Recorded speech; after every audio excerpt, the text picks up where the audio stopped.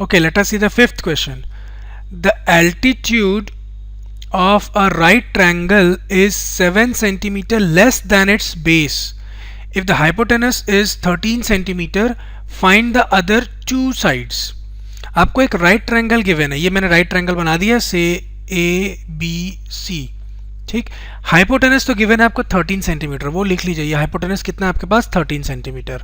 अब आगे बेस और परपेंडिकुलर, ये आपका एल्टीट्यूड है, ए बी जो है आपका एल्टीट्यूड है और सी बी जो है वो कौन है, बेस। उसने बेस और एल्टीट्यूड में एक रिलेशन बताया, क्या बोला वो कि एल्टीट्यूड जो है वो 7 सेंटीमीटर लेस है बेस से, मतलब बेस की जो भी वैल्यू होगी उससे एल्टीट्यूड 7 लेस है।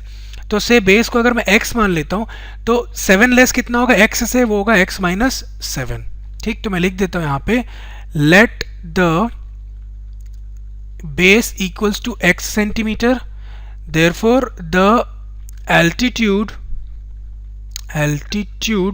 Will be x minus 7 centimetre, क्योंकि एल्टीट्यूड जो है वो बेस से 7 कम है, ठीक। और हाइपोटेनस आपको गिवन है कितना 13, वो मैंने पहले ही पुट कर दिया है। नाउ अब सिंस ये राइट एंगल ट्रायंगल है तो आप इसमें पाइथागोरस यूज कर सकते हैं, ठीक है। आपको पाइथागोरस मालूम भी और अपने सिमिलर ट्रायंगल में या ट्रायंगल चैप्टर जो था उसमें पढ़ा भी आपने फर्स्ट टर्म के लिए, ठीक। So using Pythagoras theorem, using Pythagoras theorem, ठीक है, क्योंकि राइट ट्रायंगल है इसलिए आप लिख सकते हैं एल्टीट्यूड का square that is A B square plus base square that is B C square is equal to hypotenuse square which is A C square. अब वैल्यू सब्स्टिट्यूट करना है बस, A B is how much x minus 7, उसका square कर दीजिए, plus B C कितना है x उसका स्क्वायर इक्वल टू ए सी कितना है 13 उसका स्क्वायर।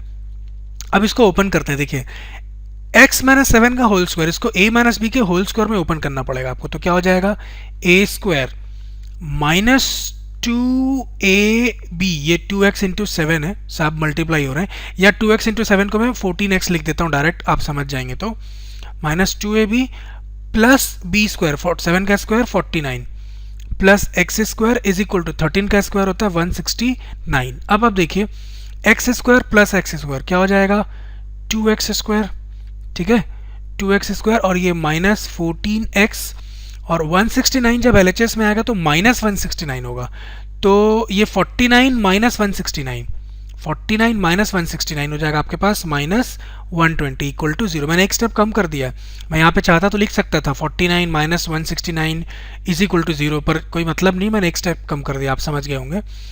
अब आप एक चीज़ देखिए, ये जो क्वाड्रेटिक इक्वेशन मिला आपको, इस पूरे को आप 2 से डिवाइड कर सकते हैं, तो डिवाइडिंग बाई 2, ठीक है, थ्रू आउट जब आप डिवाइड करेंगे 2 से तो ये मिल जाएगा आपको x square minus 7x minus 60 equals to 0। क्या किया आपने, डिवाइड किया है बाई 2, किसको, इस इक्वेशन को। अब ये फाइनल क्वाड्रेटिक इक्वेशन है जिसको आपको सॉल्व करना है, ठीक। देखिए तो x square as such minus 7 की जगह एक ब्रैकेट आएगा x as such minus 60 equal to 0। Bracket में क्या आएगा, कैसे डिसाइड करेंगे, एक्स स्क्वायर का कोएफिशिएंट है 1 into constant term is 60, so 1 into 60 is 60।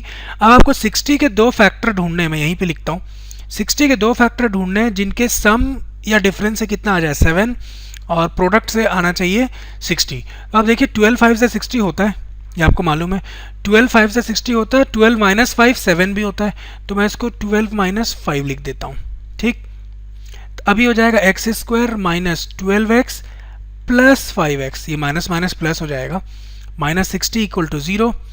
और अब मैं यहाँ पे सॉल्व कर देता हूँ, चलिए इन दोनों टर्म से आपको x कॉमन मिलेगा तो अंदर बचेगा x माइनस 12, x माइनस 12, ये 12 लिखा हूँ यहाँ पे, मैं थोड़ा अच्छे से लिख देता हूँ, ये आपके पास है x माइनस 12 और इन दोनों में आप ले लीजिए 5 कॉमन ले लीजिए आप, प्लस 5, तो ये हो जाएगा आपके पास x माइनस 12, ये प्लस 5 है, ठीक है, इसको भी ढंग से लिख देता हूँ मैं, ये आपके पास है plus 5।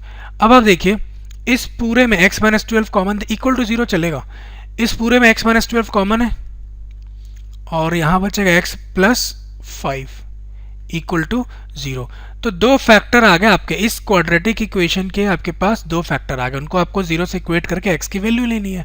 Now x minus 12 equal to 0 और x प्लस 5 इक्वल टू 0। तो x माइनस 12 इक्वल टू 0 से आपको x मिलेगा as 12 and x plus 5 equal to 0 से x मिलेगा आपको -5।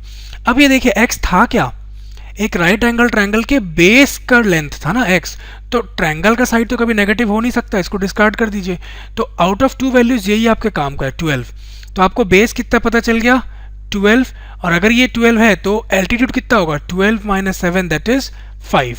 ठीक, अब आपको सारे साइड्स पता चल गए, तो आप लिखेंगे therefore required sides of triangle are, right triangle था वैसे, 12 सेंटीमीटर एंड 5 सेंटीमीटर।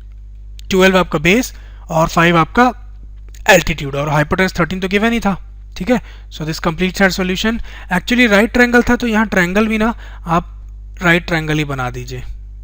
ठीक है, वैसे फर्क नहीं पड़ता उससे। ठीक, चलिए लास्ट क्वेश्चन एक बचा इस एक्सरसाइज में, 6th क्वेश्चन, उसको एंड अप करके 4.2 आपका पूरा खत्म हो जाएगा। Let us move on to last question.